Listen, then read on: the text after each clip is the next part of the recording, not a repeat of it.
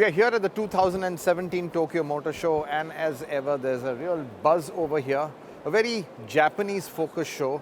You do get your wild and wacky concepts, but I think this time, Nikhil, there's a lot of, I would say, sane stuff, which is now electrification. That's really the mood all over the world. Yeah, it's a departure from other shows, which have been a lot of wild concepts which are totally out there. But this time it's a lot more sensible stuff that you can expect to see on the roads. And the focus everywhere, just about every manufacturer has a proper electric lineup. So that's the big stuff here.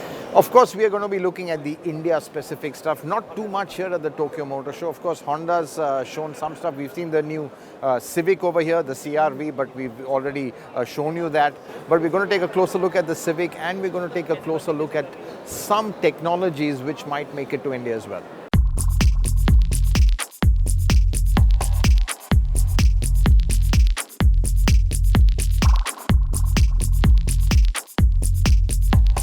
Leading the charge at the Tokyo Motor Show was Honda. Last year, Honda announced its ambition to produce two-thirds of its range as electric cars by the year 2030.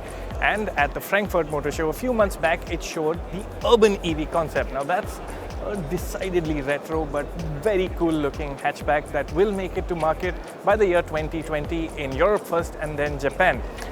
What's new for the Tokyo Motor Show is the sports EV concept. Now again, it's got a very retro vibe, but it is just sensationally good looking. It's low, it's wide.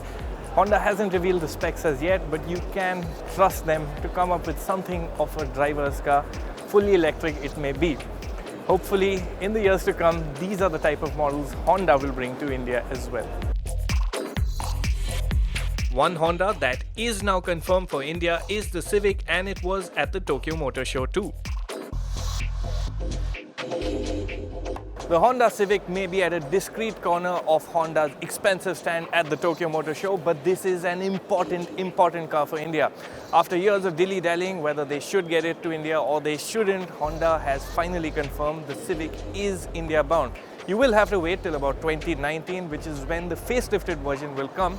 But for the moment, let's see what you can expect when the car does make it to India.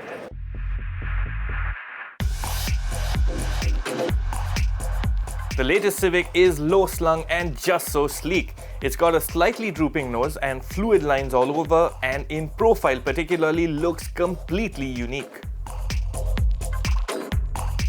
The most interesting design element of the Civic though is the rear end. Now it's got this sort of fastback look, but this is a regular sedan.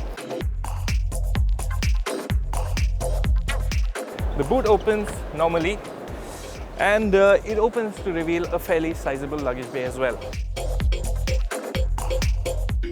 On the inside, the look of the dash is not quite as radical as that of the last gen sedan sold in India, and the layout is more conventional. The cabin is a sporty place to be nonetheless. Space at the back is good, but nowhere near current class best levels, and you also sit a bit low. Let's see if Honda can improve the experience by the time the Civic comes to India. The Civic is available internationally with a new 1.5-litre turbo VTEC engine, but that is unlikely to make it to India. What we will get is a 1.8-litre naturally aspirated petrol engine and a 1.6-litre diesel engine, which by the time of the Civic's launch will be locally manufactured in India for the CR-V.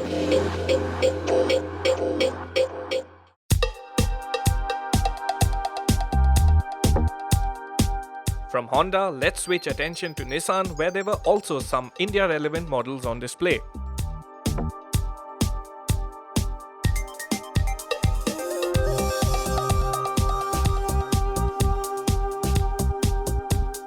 Well, here's a car which might have a lot of relevance to India if Nissan can actually launch it in this market. Now, this is the Note e-Power, and what's interesting about this electric vehicle is that it doesn't need a plug-in socket. So how does it work? Well, on board is a small capacity petrol engine which acts as a generator to keep the batteries topped up. Now, this is really quite a low-cost solution. But quite frankly, the hitch for Nissan to launch it in India is that the government might view this as a hybrid. And that's what Nissan has to convince the Indian government, that it's not quite a hybrid, but it's a range extender. But really an ingenious low-cost solution that could even find its way into cars low down as the Sunny and possibly the next replacement for the Micra. So definitely a car to watch out for, but there's first that hurdle of convincing the authorities that this really is the solution for the Indian market before going to pure EVs.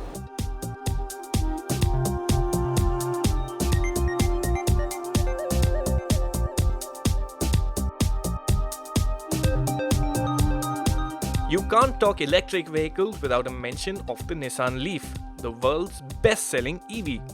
It was on display at Tokyo 2 in rather racy form. Nissan has already shown the next generation Leaf, its all-electric car, and what sits behind me is the Nismo edition. So this is the performance version of the electric car. There are no real go-faster bits as such, but this one does get a computer that enhances acceleration for just a few seconds. What does make the regular Leaf interesting to us is that Nissan is looking out to start a pilot project to study the viability of the car in India. Now that is interesting, and what is also interesting are the specs of the car. It gets a 140 HP electric motor and claimed range is upwards of 300 kilometers. Range anxiety could be a thing of the past.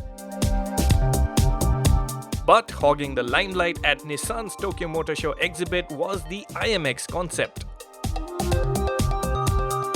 Nissan has already found huge success with its Leaf, but what next? This is what's next. This is the Nissan IMX concept, and it's a crossover that previews a model that could join Nissan's electric range in the future.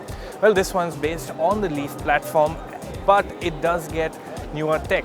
There are two electric motors running this one, and that make the equivalent of 430 horsepower. Range 550 kilometers.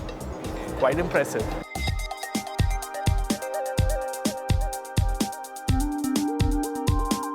Japanese carmaker Daihatsu was present in full force too and had something of particular interest to us.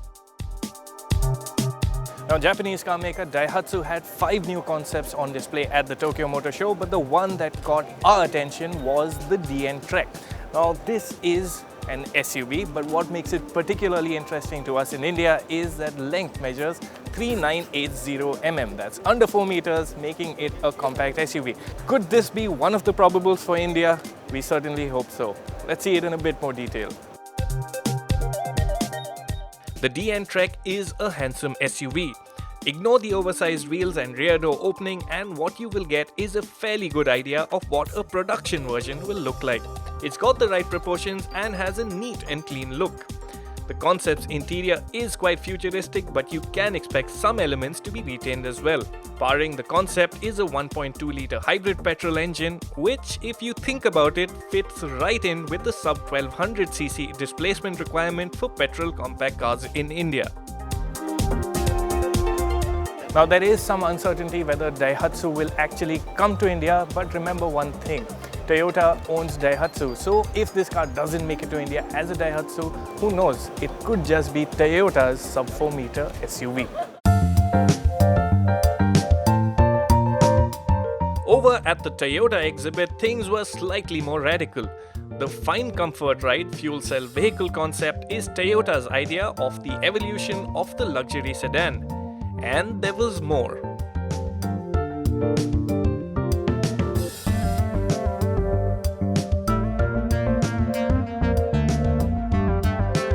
What looks like a block of concrete behind me is actually Toyota's TJ Cruiser concept. Now, Toyota says that it blends the versatility and practicality of a van and gives it an SUV attitude. The van bits come from its sliding door and massive cargo bay, the SUV bits from its butch wheel arches. What do you make of it? Because I frankly think it's quite out there. The TJ Cruiser may divide opinion, but a Toyota that did get our vote was the GR HV sports concept.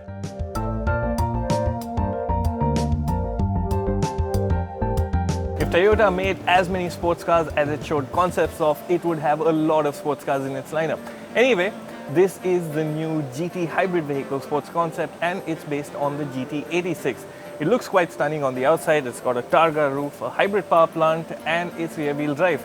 But what makes it entirely unique is its automatic transmission.